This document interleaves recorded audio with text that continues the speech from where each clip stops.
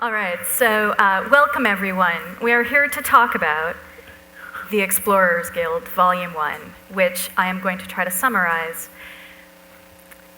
in a mere 778 pages. A group of ruffians circa 1915. Please, gentlemen, jump in and tell me when I'm wrong. A group of ruffians are joined by a kind of naive young soldier, messenger, who decides to join up with them as they travel through the Middle East, and then parts much further beyond. Can you hear me okay? Do you want to interrupt me? I got you. And they are searching for, they think, there are two brothers. One has been to the Antarctica and has seen something brilliant, but it's made him very ill, and his other brother, who leads these ruffians, is going to try to help him. And so they start seeking out this lost city, which is somewhere on the planet. Is that close? What do you think is going to happen if you're off track? Like, these are not violent men. I think we're all pals up here. What's beautiful about this book is that it is in the tradition of Treasure Island and Lost Horizon. It's told with this really great antique voice, so much lingo and language. Feels like an adventure story written in the late 1800s or early 1900s, which is the period in which it's set. And if you flip the pages open, you can see that it has the sort of brown patina of old paperback you might pull off the shelf, and a ton of pictures, which were created by Rick Ross. Did I get that right? I did. Rick Ross and Jon Baird. And Kevin Costner is our hero. Anchorman, the key man, whatever. So, did you just ask me something? Actually, I want to ask John the first question. John. Yeah. When you're responsible for a lot of the text. When you started working on this book, did you take out an ad in Craigslist saying, wanted, Oscar-winning director, to partner with me on a novel? Right. It may seem like an unlikely pairing, if that's the sort of hidden question in there. We honestly, it was 8 or 9 years ago, I was taking this idea around. I was with my brother and a friend of mine, Keith Quinn, who's somewhere in the house tonight. And like a sort of half-formed thing about a secret society of explorers, and we were presenting it as a return to that classic adventure storytelling. We were lucky enough to be able to put it in front of Kevin, and I feel like if you have an audience and if you have a window to talk to somebody like this, it's not an invitation that you would refuse. And as it turns out, as a fan of the same old stories that we love, I think he sparked to it pretty quickly. I think we both love the idea of big canvas storytelling. We like the idea of hidden parts of the world and secret histories. And the collaboration really started from there. And Kevin, you could basically just make movies, but you decided to work on a book. Why? Well, I almost, there's no rhyme or reason to my life in some instance. I mean, I thought I was going to have a pool service as I made my way through not that there's anything wrong with that, but I thought I could do that, I bet. I didn't know that, I knew that I loved telling stories, but I didn't know that's how a man could make a living. My dad, wore Levi shirts, and they were faded, and the Levi jeans, and they were faded. He was strong, and he was a fist fighter, and so it was like I wasn't certain I'd tell him I'm going to be an actor, and it's like right away he didn't know. So I didn't know how my life was going to really turn out, but one thing that I have done is I've left the window of opportunity in my life stay wide open, that I can always step through it, whether it was acting and moving to directing to doing the different things that I do. And what I do is I love listening to storytellers, and John came to me and babbled just like he did now. And I didn't understand what story he was actually talking about, and I invited him up to Santa Barbara for a second try at it. And he came with Keith and his brother Chris, and I still didn't understand completely, but I had a feeling about this man that there was something very, very special. And the idea of big storytelling and big canvas is not something that ever frightened me. It's something that I like. I like long story. I always wonder, we live in a world right now that's so wants pace and tempo, and you gotta pick it up. I've never felt that way, especially when I felt like I was in the hands of a good storyteller. I felt like, really, where's everybody going if they like what's going on? And so that started 8 years ago, and out of that we actually created about 22 minutes of animation, thought that gravity would tip our way, that Hollywood would come because this is going to be big storytelling. And it didn't happen. It was disappointing because everything that the book is today, I felt that it would be that a long time ago. But it's pretty emblematic of my career. Dance certainly was something that was hard, pushing uphill and black or white and making westerns, which I love to do. And so when Hollywood didn't really come knocking, Jon and I took time to create a western together. And then Jon, knowing that all along he wanted this to be a book, he said, look, I want to do the book. And I said to him, okay, and I tried to create an environment where he could write a book. And who would have thought you'd go into sort of development offices in Hollywood talking about Joseph Conrad and Rudyard Kipling and Edward Gorey, and who knew they'd run you out on a fucking rail? That's kind of sort of what we had to deal with. Yeah, but this felt like a safer format for all of us to really get into what we wanted to get into. And one of the intriguing things about the book is that it's a novel, but it also has these graphic novel elements that just draw the story right through. They're not illustrations. And so how did you get hooked up with Rick? Well, that was, Jon is a wonderful artist in his own right, a beautiful artist, an illustrator. That's his background. And I knew when he wanted to illustrate it, he said he really wanted to go for it. I was okay, but it seemed like it was going to be a lot of work. And I think at the end of the day, he said that we were going to have to find a partner. He was going to actually have to find an alter ego. And I don't think it's too big of a stretch right now to say that some of the books that have already been mentioned, we're reaching back into our last century to read those authors, and sometimes the century before that, and we wonder where the great storytellers are. You're looking at two of them. I really believe that. I believe that these guys will be read in the next century. And sometimes these mystical relationships find themselves, and that's what happened here. And we knew we had to find an illustrator, and we did just what you actually led the conversation off with, but we did it actually for real. We found Rick in Craigslist. And I'll let him tell you the story.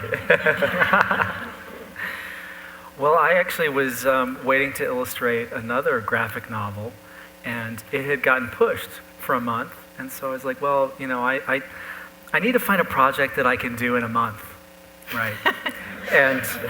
And on Craigslist was this ad that said, can you draw like Winsor McCay? Now, I can kind of barely see, does anyone here know who Winsor McCay is? Yeah, so it's like maybe a couple people in 100 know who he is. More than we usually get. Explain it to the, okay, I don't know. So, no, it's okay. So Winsor McCay was one of the giants of Sunday comics in the early part of the 20th century, created Little Nemo and Slumberland. I think people may have heard of that and a few other things.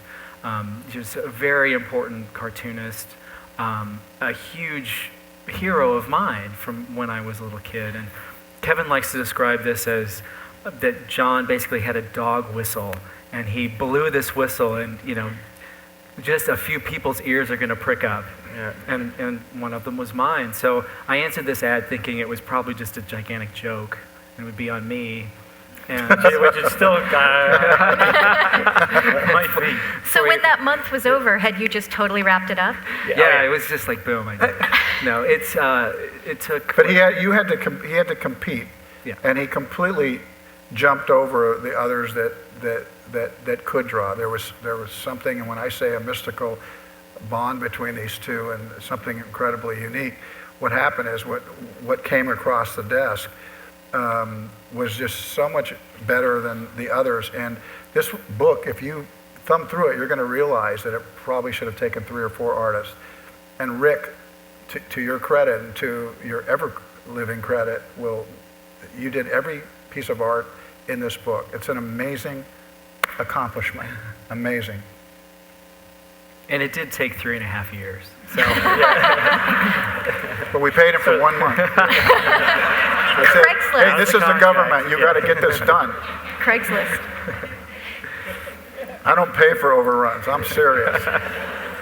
So in the book, the League of Explorers, they talk a little bit about how, because it's on the eve of World War I, it's the early 19-teens, or mid-19-teens, they talk about how most of the places in the world have been kind of discovered. Like they're trying to fill in the blank spots on the map, and there aren't many blank spots left.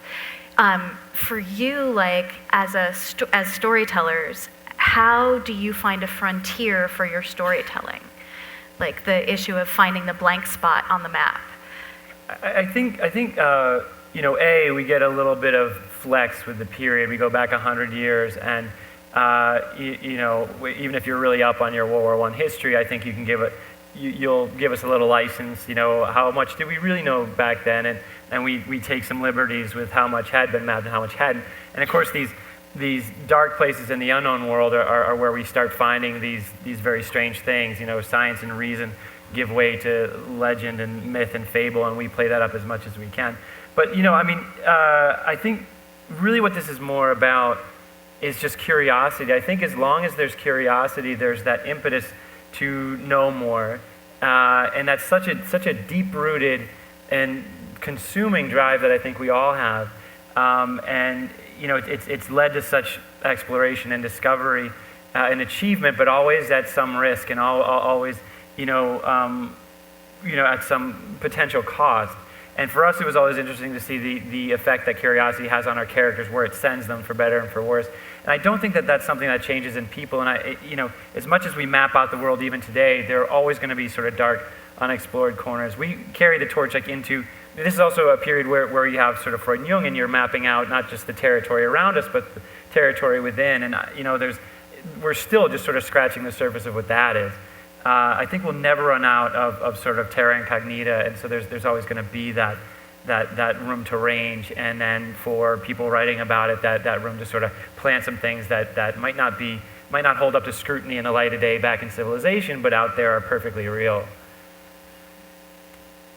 I get to some of the end of these answers, and our publisher in New York, she's Australian, she's like, I can see when you really feel like you didn't give a good, I'm not going to do my accent, like when you get to the end of an answer that you don't really like and you pull a face like that, and she's saying what a wonderful thing it was, but if you see me grimacing, it's probably because I'm not sure if I've really landed it. I just want to say that releasing this book has 2 problems. When one of them is actually trying to do this, and the other is therapy. There's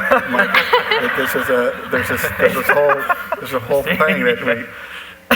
Well, Kevin, I think the frontier has been a theme in your work, like in your films, like literally the Western frontier, as well as like here within this book, the frontiers that the characters are mapping out, like you said, in their Jungian minds and as well as physically. Could you talk a little bit about like what the creative promise is of? Well, I love where Jon set the book, the time period. I mean, obviously, in World War I, we understand we're so distant from it now, but the world was certainly at the brink. There's a lot of people just didn't. The world was fighting, and so I liked where it was set because when I think of my heroes and I think of the books that we've been talking about, those books often were written back then by men who had, gone for gold up in the Yukon, who, were in the jungles of Africa, who were hitching rides on ships crossing, headed to the South Pacific. I mean, these authors were guys that were in fistfights. They were in the brothels. They had to live by their wits. There wasn't a ray gun for them to get out of trouble. And so I always responded to those stories, and maybe I did because those guys were real. And they were talking about stuff in certain instances that they actually participated in. And so for me, I love the idea that, that this time period, that our heroes, you see that they're very hard, men with a lot of hard bark on them. And how they get out of trouble is how resourceful they are. So, when I can't speak for little girls, but I can't imagine that it's too different. Sometimes I talk about Field of Dreams, you think it's a men's story, but no, I've had so many women talk to me about Field of Dreams. And so when you talk about high adventure, it's a little bit arrogant to think that young girls don't have the same feelings about the heroes in these stories. But for me, it was the ability to stay into your room with the flashlight, with the covers still on, still reading. Is he going to get out of this? He'll beat the python. He'll beat that. Watch out for quicksand. All that stuff that goes, that fired my imagination. So this world is something that, I like to make in films, and I like to read about, and I like to, chew off adventure myself. I'll find myself around the globe doing something silly. And just to make clear, we're talking a lot about, where I set the book or where, art that Rick was doing. Kevin is not, I think there's an assumption that when there's a celebrity and then someone who's me or Rick, that the celeb kind of shows up and makes sure, sort of sees it come off press, make sure he's on the cover, and then he's probably reading it along with you guys. This was not at all the case. I mean, this was, I think he's very generous in sort of, crediting me and Rick and trying, sometimes against our will, to bring us a little bit into the spotlight. But this is a guy who is hacking it out with us in there, page by page, getting through it. And what Kevin brings is what you sort of see in his body work, and what you hear sort of coming out of him is that his character, is that human connection. I think the story that we brought to him was kind of disjointed and pretty heady and very fantastic, and not fantastic in like a Dynamite way. A lot of sort of fantasy elements, and it didn't really hang together. And he grounded it all in this, when he talks about his heroes being real people and having these, you're able to feel that authenticity. He brings that human connection. He brings the sort of human behavior and patterns of violence and throws that line to the reader. And without that, I think all our fancy lad points of stories wouldn't have counted for much. The characters in this book, you're playing with some of these tropes. I wonder if you could talk about some of those stories that you read under the covers. Like, do you remember some of the books or the authors? Well, the antecedents. Yeah. Well, I mean, you can go down the list, but even modern day, big novels. I even remember reading Dune, and even it was a modern kind of novel, if you will. But Treasure Island and Duels on the Beach, People with Steel. These are things that you measure yourself with as a boy. Would you stand there? Would you do that? Would you survive? So, all the way through. I mean, Mark Twain was Samuel Clemens. It was a really big deal for me. But this was a guy that was going down the Mississippi. I built canoes to go down rivers. I would read this stuff. In television a lot of times, we've seen this like about the last 30 years, and it's probably a good thing. You see something fantastic, somebody's doing something a little bit dangerous, and then they put that writer up there. Don't try this at home. They should have done that for me when I was 8 or 9. Don't try. That's when you're still holding the antenna for the TV to get it just right. And, hey, we got a color. We're the first guy to get a color TV in our neighborhood. That shit I saw, I thought I could do it. You know what I mean? So these books, they're like that for me. It's interesting because you're playing with a lot of those tropes of the boy adventurers. I think there is maybe the toughest boy soldier known to mankind here. Written. Yeah, you know what? Someone was asking, what our sort of favorite characters. And there are, sort of women in this as well. The thing about the Renton character, so it's a young kid, sort of irascible, incorrigible, and everybody hates him, and he is foul-mouthed, and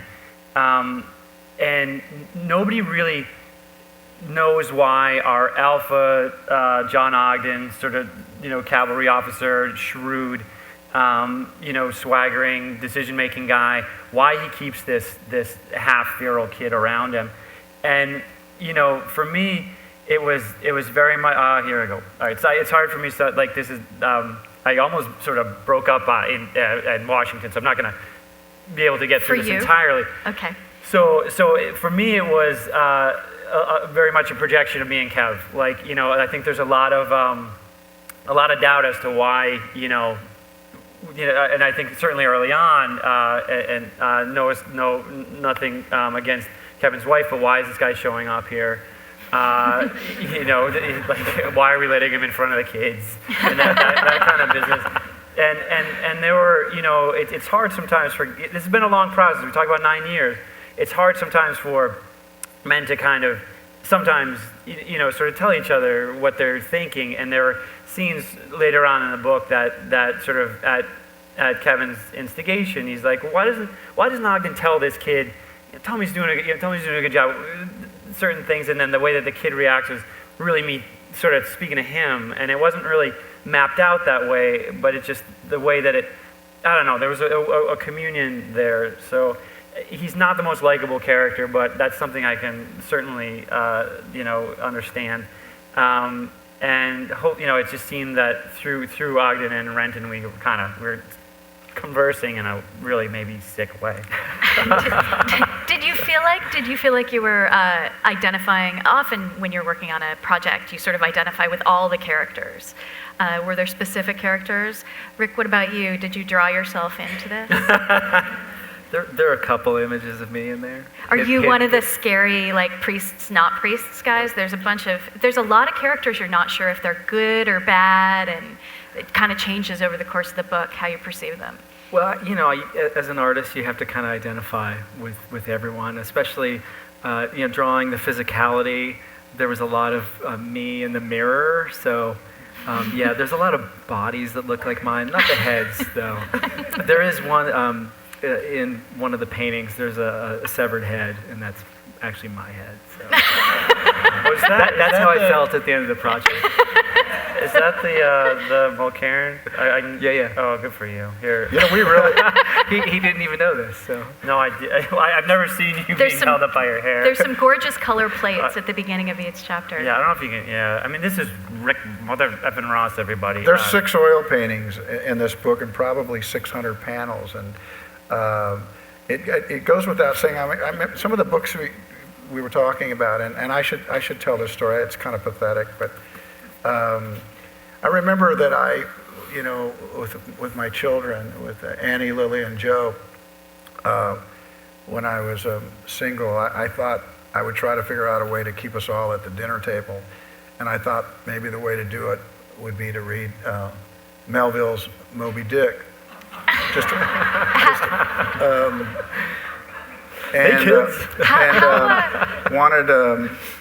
Thought just like the fucking Waltons or something, that I could just read it, and they would be so mesmerized, and one day we'd close the book, and then they would say to their children, our dad read us Moby Dick. That lasted about 3 nights, and everybody, it was like fingernails on the chalkboard. They just wanted, it was the wrong thing to do, and it's heavy-duty reading, and it was really sad, and one by one they looked at me and go, can we go? And I finally turned into a good dad, and I went, yes, of course. Of course. But, there was something about what we wanted to do, almost let me see it for a second, John, almost the physical manifestation of this book was something that, in a way, we even talked about as much as what the substance was inside it. We wanted to make a book that was kind of thick. We wanted to make it heavy, and we wanted it to make a sound, when it hit. Because those books we're talking about, they did. And they sat up on that shelf, and their covers were torn because they were pulled off that shelf a lot of times because they meant something to people, and they were pulling it off to read. And part of us wanted that. And I know I'm part jock, too, so I like books with pictures. And I remember in those books, you could look at them, right? You could look at them. You can't, not on this one, but you could look at them and you could see some dark pages right in the middle. And I thought, I have pictures. I want to get to that part. But something in me, I knew inherently that I couldn't just go to the dessert, that I had to earn my way to that picture. You know, I kind of just intuitively knew that, so God damn, 200 pages, and I'll get to that picture, and I don't know, it wasn't like Playboy, but you really felt like you had earned something. But one of the things, I think the genius of these guys was that I've already mentioned that there's probably 600 panels of art. The story doesn't stop when you come to the art. The story passes right through them with the prose of the writing. It was designed that way, that the pictures allowed you to continue in the story. You just didn't stop and admire them, which is, there's much to be admired. But this is a really, this thing turned out so much better than I ever could have hoped for. And I've had some things happen in my life, and none better than this.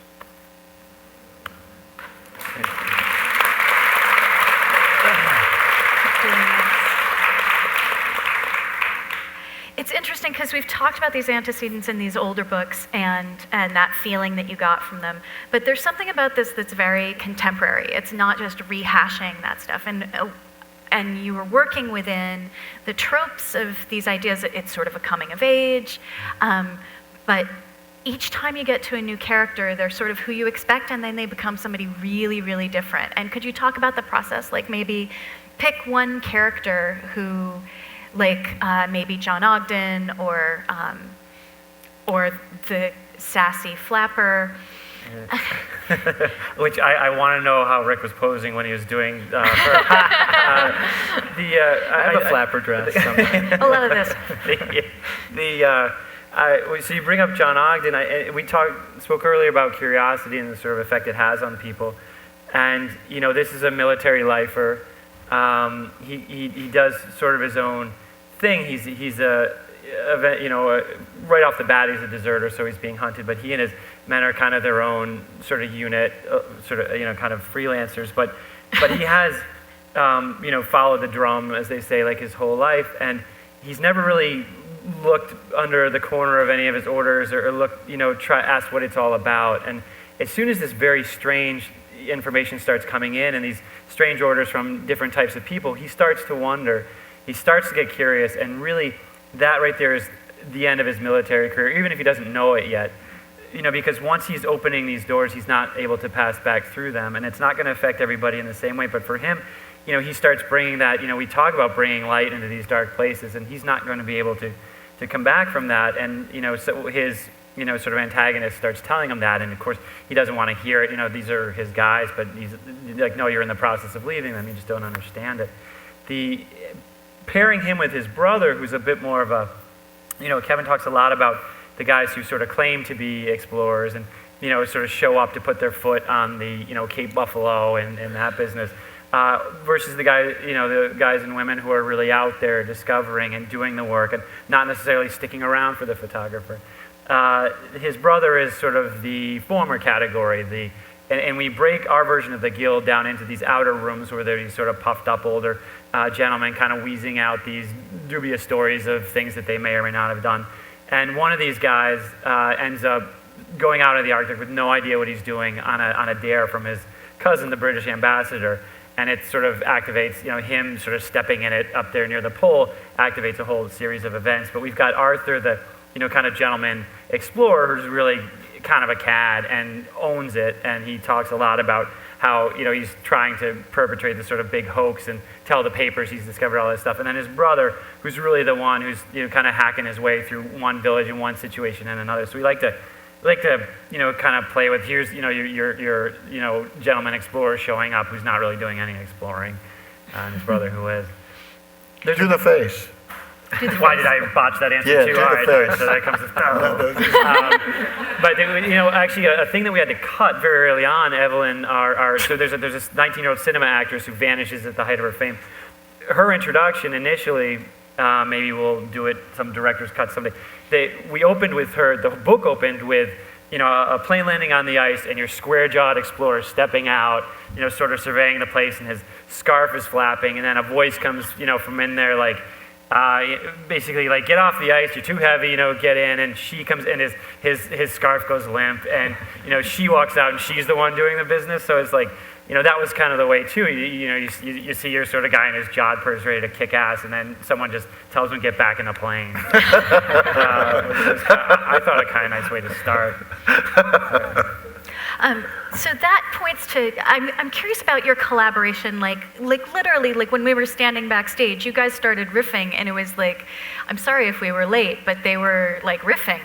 They were just, you were all talking to each other. Like, is that how you sort of hashed out how these characters would interact, or their multi-dimensions? Like, was Arthur always going to be a cad? No. I don't know. I tell you, I've said this before, and it really is worth saying, and I've said it because I feel like I have to. This was my first venture into books. Jon was the one that wanted to do this as a book, and I will tell you, as you listen to him, you can sense it too. There's something really deeply right about troubled. him, and I should say that I could have never, as proud as I am to be a part of this book, I could have never done this book by myself, not even close.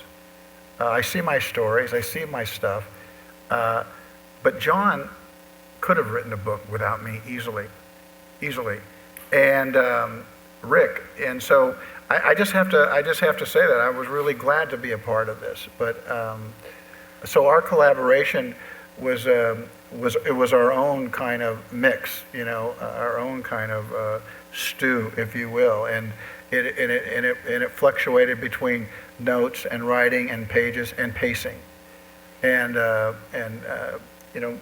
it was the way we chose to work. And 3.5 years, you could say we're slow, or you could say okay, but we have it.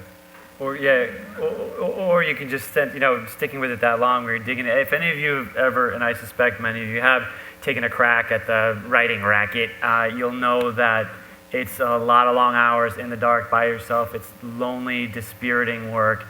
And if you're thinking about it, forget Quit it. now. Yeah. But it takes a certain kind of maniac, and there were long sort of winters of self-doubt, and can this go on? And, I've always had that sort of not good enough, like a second heartbeat almost, that just makes you ill, and it goes all through the night, it goes all through the day, and with that.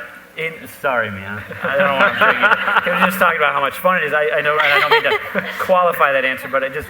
I didn't say it was fun. No, there's one thing for me was that through the whole process, I knew that there was one other light burning across the city, and that was Rick, who is, has his own demons, and I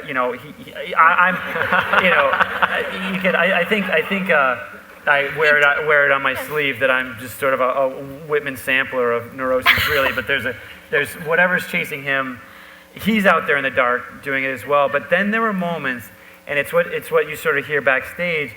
The payoff for me always was if I can get stuff going, if I can take what Kev's given us, and if Rick and I have something that's really worth bringing up to Kevin, we get to go up there and we're gonna walk around with him, and we're just gonna. And then it's just going to come together, and we're, like Kev takes a little bit of this and sort of goes on and on, and we follow him with, trying to get it down, and it's a much more dynamic thing, and it was fun, and compared to the rest, there's what are being boiled alive is fun compared to some of the stuff we were doing alone, but this was like, getting up there was the payoff, and it was also the incentive to don't bring anything weak up there, but once he had it, he lights up just like, it's the amazing thing that there's just endless capacity for wonder and charging into places, and that might be not the conventional way to do it, but keep going. Let me hear it. Let me work with this. That's him, and it will always be him, and that's where he's always made his decisions based on is he charged up, and when you get him charged up, it gets us going too. I don't know, that part was brilliant. I'll echo that too by, I came in late. These guys had already been working together for 4 years. So I came in 4 years ago, and I didn't know that this was Kevin's project when I first signed on. So I started working with Jon, and at some point Jon sort of broke it to me and said, well, we'll get to go up to the mount at some point, and you'll get to meet Kevin. You get to look behind the curtain. So I got to go up a few months after I started working, and so we go to Kevin's house, and he's at his kitchen table, and we sit down to have this meeting, and he looks at me really seriously and starts to talk, and all I can think is, oh my God, I'm talking to Bull Durham.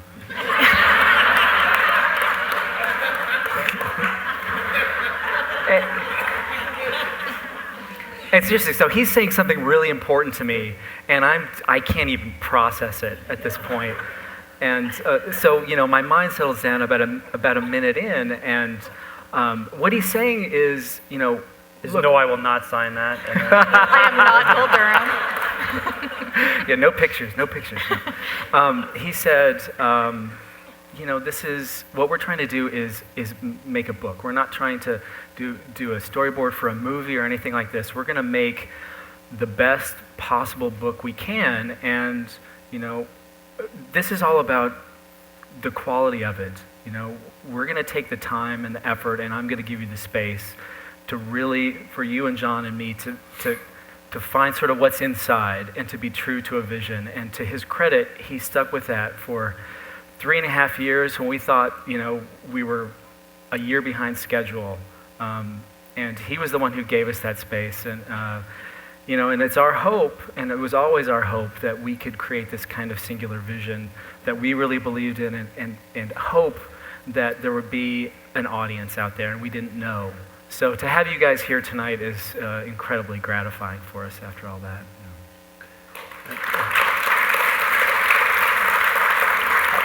Maybe I should say, you never know what you do is going to add up to anything. You just know that you either feel like you're operating in the right place with the right people.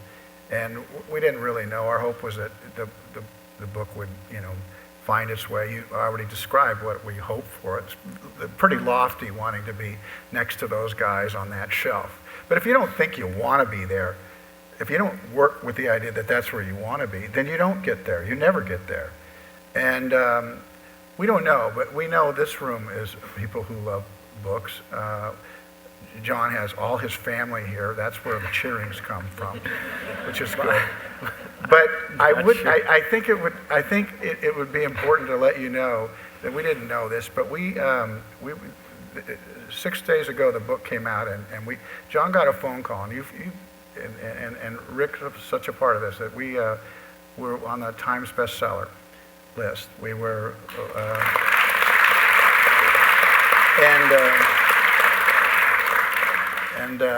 I was with my wife when I heard it, and yeah, she's not in there laboring with us, but she's feeding them and all this stuff.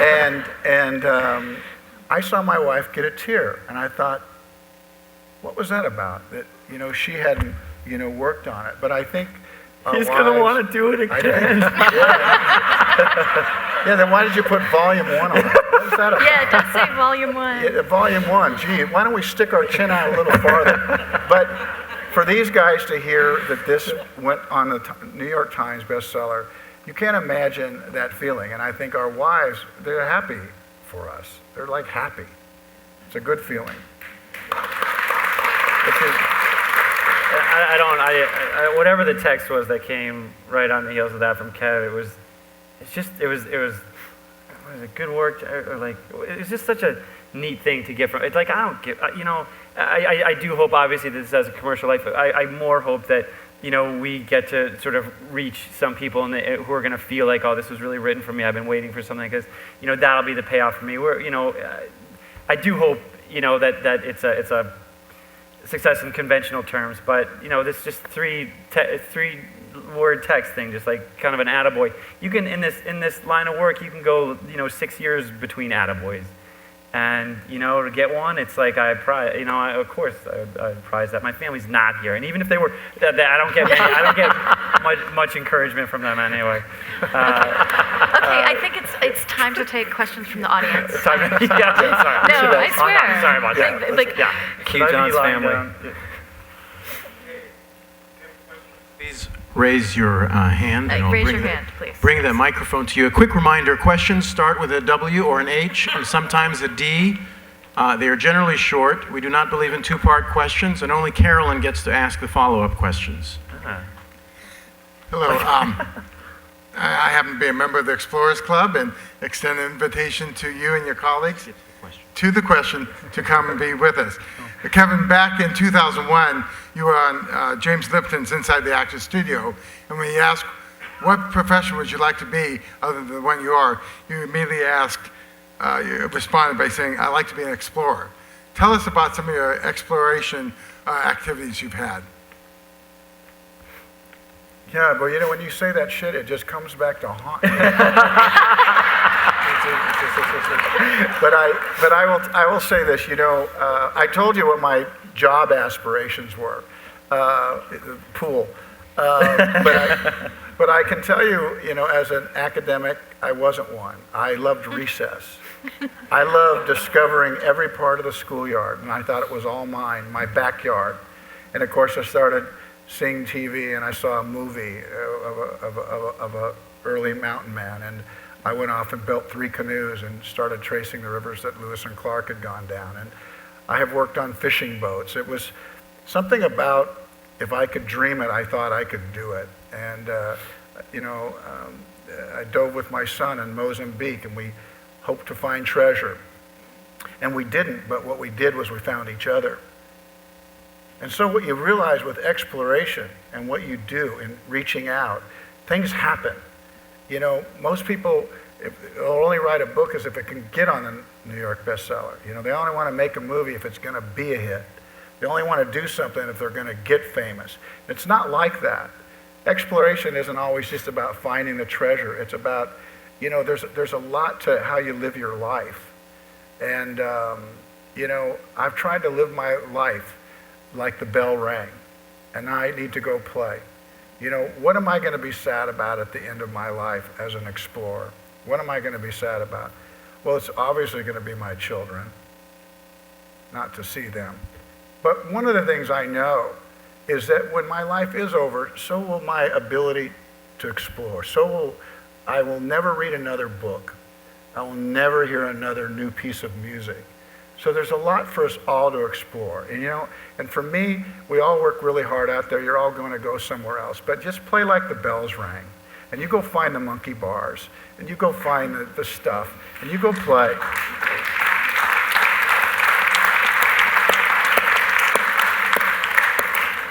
We have a question here down front. Yes, John and Kevin, have you considered doing an audio version of the book?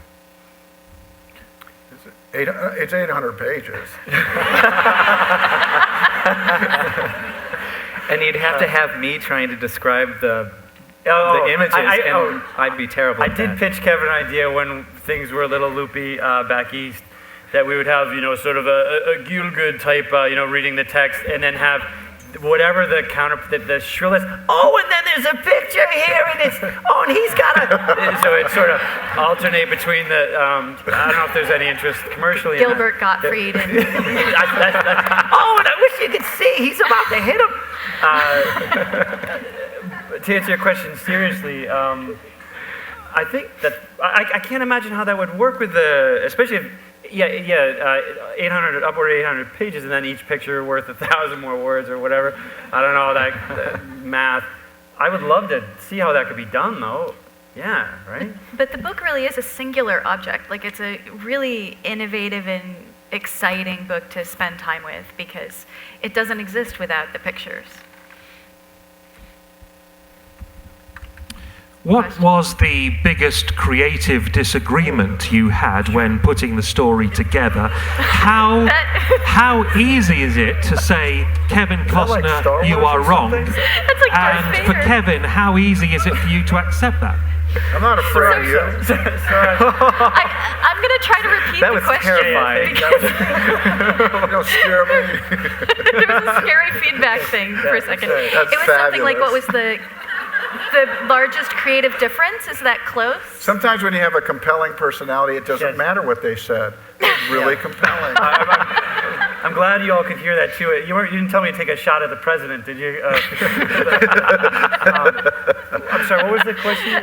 Create a moment of creative difference, did you throw them out? You're like, Well, it was a really great collaboration. I say that, and I can't really think of those particular moments. Somebody has to break the tie on certain things, and I didn't feel the need to do that. I was very willing to do that, but I had two really smart guys who knew how to edit themselves. And what I tried to make sure is they didn't have that conventional wisdom sitting on their shoulder of when they thought they should edit. I wanted to let them go. I wanted to remind them of how big this yard was that they could play in. We didn't have anybody to answer to except ourselves.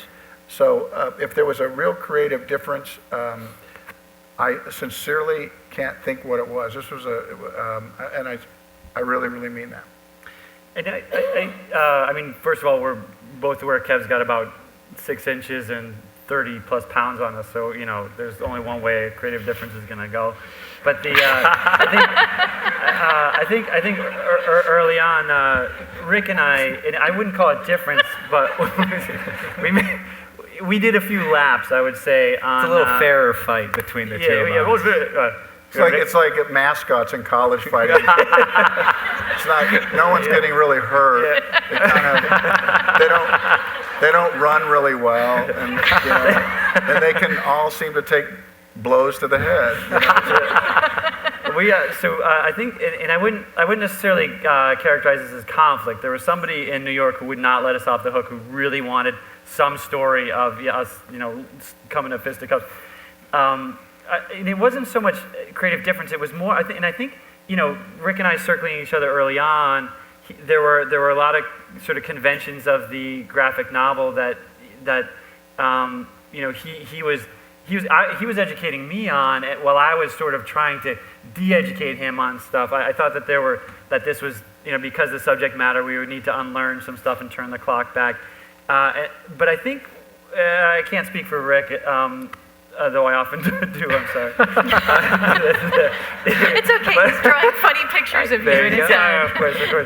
Yeah, but there was a moment where I feel like he started to appreciate that it wasn't an ego thing, and it would never, with Kevin, it was never ego. It was more we're going for this thing, and we're trying to get there together, and if we had to do a few more laps, it wasn't about, I didn't need my thumbprints all over his stuff. It wasn't about, I want to make sure he, that my idea is represented there. It was more like, let's set this thing and how do we get there in the best way. Yeah, it was more, he jokes about the fact that when I came to the project, it was, there's a coffee cup, but I'm doing a Dutch angle from below, and there's a fist coming, at you. And, that it's all this high energy kind of modern graphic stuff. And to be fair, there was definitely some of that. And, but he helped, it didn't take long, because once I started getting pages, reading the script and getting a feel for the text, as I hope you have or you will very soon, there's just something about the writing.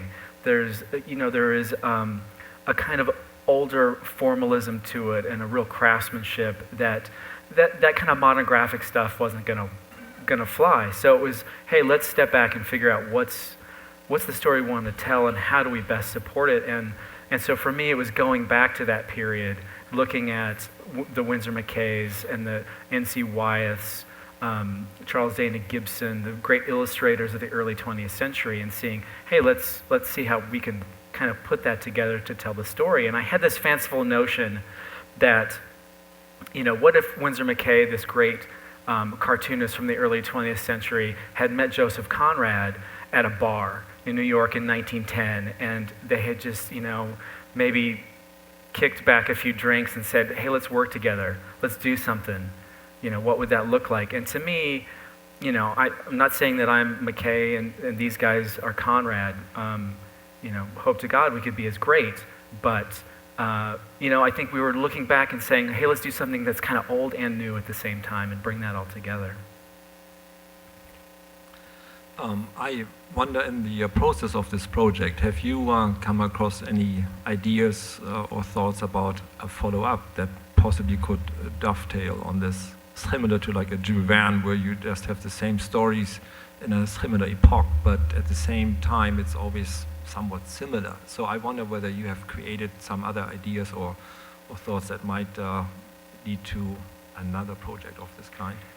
As we're in the process, we sort of thought ideas that might spin off of this one, and the short answer is the guild itself, as a sort of storytelling device, has always been meant to be the hub of just innumerable stories. The idea of exploration and curiosity lets us sort of go in any number of directions. The people, the sort of characters and situations in here have long antecedents. They have histories that are gonna follow this, and naturally, it's natural to think that at some point we'd capture it in some form or another.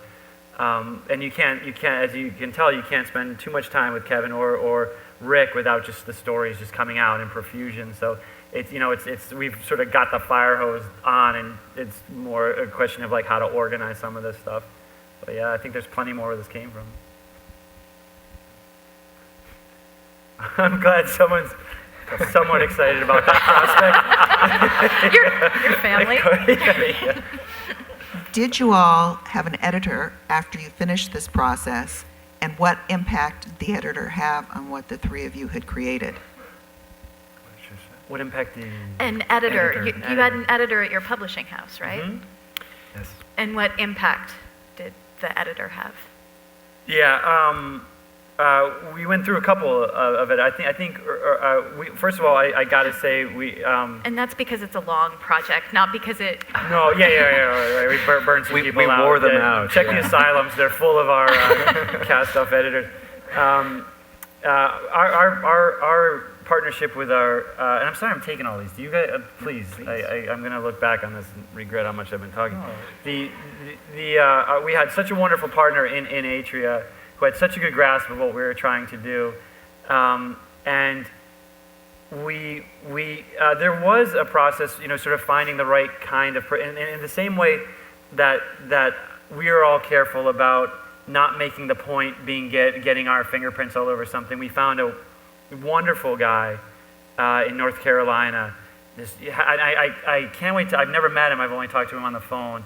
But like a rich old voice, and just like this, a little bit of a stutter, which was awesome, and always very very gently putting these ideas across, and really let us go, and then would make these very responsible suggestions in a very eloquent way, and it never became, I've had really bad and really good experience with editors. We were so fortunate here. But really I had sort of the best in Kev. As much as he was down creating and refining, also just as a guy to, keep things in the shape that they ought to be in, and just, dismissing things, in a way that didn't feel, like he was killing anything off. It was always so correct. This guy would never, this character just wouldn't do that. Like, and I'd be like, oh yeah, what am I, stupid? Or if these people are going to meet, it's really got to come this way. Or you really got to, come at that more oblique. You kind of veil that a little bit. I feel like I went in with with one of the best editorial relationships I could possibly have gotten, and then the rest of it was just crazy.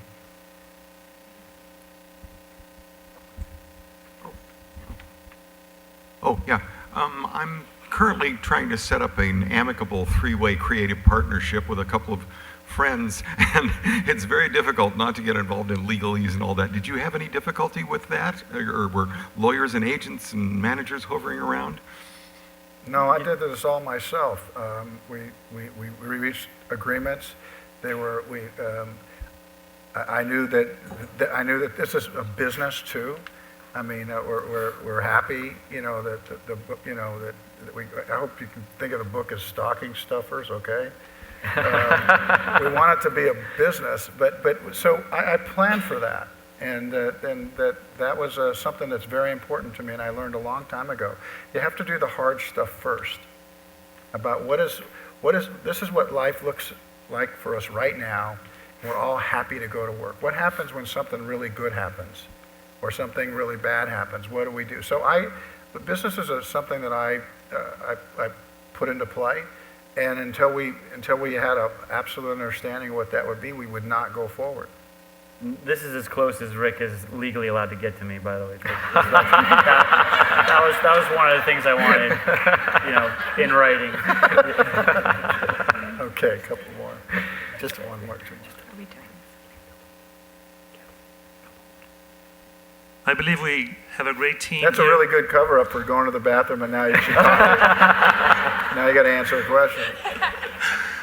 Thank you for that. Writer, filmmaker, and illustrator, storyboard guy. I think we have a great team here for a film. Are you guys considering a film in the future or a series or something? Is that something that came up in the That's process? the holy grail in this town, right? And there's a lot of people that write a book to make the movie, and I think maybe I could have hung from that tree 9 years ago. But when Hollywood didn't respond to our first idea that this was big storytelling, when we made the book, I really decided at that point that we weren't going to make a book that had all the signposts for a movie, that we were going to let this thing exist and go down rabbit holes and stay with people's feelings, and we were going to come up for air only when we wanted to. And so I guess I'd like it to be a movie, but I don't care if it ever does in a way, because this has achieved everything we talked about at that table. We did it. And we'll see how this goes. It's big storytelling. It certainly has all the ingredients that should pass for a story. But I don't know. I've never made a sequel yet, so I've got to, I don't know. Us putting Volume 1 was just the biggest piece of bullshit we did on this thing. I don't know why we did that. So we're locking it in. I just said it was a mistake, but there it is. John liked how it looked in gold, and so there it is. So our chin is out there pretty far. I think we have time for one more. Yeah. Okay, down front here. I have a question regarding the illustration process. Did you draw in chronological sequence, or did you bounce back and forth throughout the story? And did you feel that it progressed and you got deeper into the story as your drawing continued? That's a really good question, and one I've never gotten before. I actually did draw it in process, partly because this was such a long project, and John and Kevin, as they were writing and putting pages together, only had maybe a few months lead time over me. So I'm just trailing them and drawing, and they're writing. So I knew where the story was going, but I would get new pages in and sort of be blown away every time. It'd be like, okay, this last chapter I did, I gotta up my game here, because this writing is so good. And I did have it was fortunate we had 3.5 years, because I was able to, in the process, pencil the pages first, and it really took me like a year to get some of the characters down, mainly John Ogden, who's the main character. And so because we had such a long time to make the book, when I went back to start doing the inking, maybe a 1.5 years in, his look had changed so much that I could go back and correct. So I had the time, and again, this is a credit to Kevin by saying, we're going to do this on our own time frame. So I had the time to kind of grow with the character and figure out what he looked like. And again, it was about the story and kind of finding that rough, sort of grizzled face that he has, and then go back and do the inking, and then make it all look pretty much the same. But I think you'll see the beginning looks slightly different than the end. But for the most part, I think it's pretty smooth. But thank you for that question. That was awesome. And I know that you said that this is the worst idea you ever had, but if you had another 10 years right now, would you do it again? I would do it with John and Rick. I would in a second. This has been a real highlight for me. Okay, so thank you very much. Thank you for coming. Jon Baird, Rick Ross, and Mr. Kevin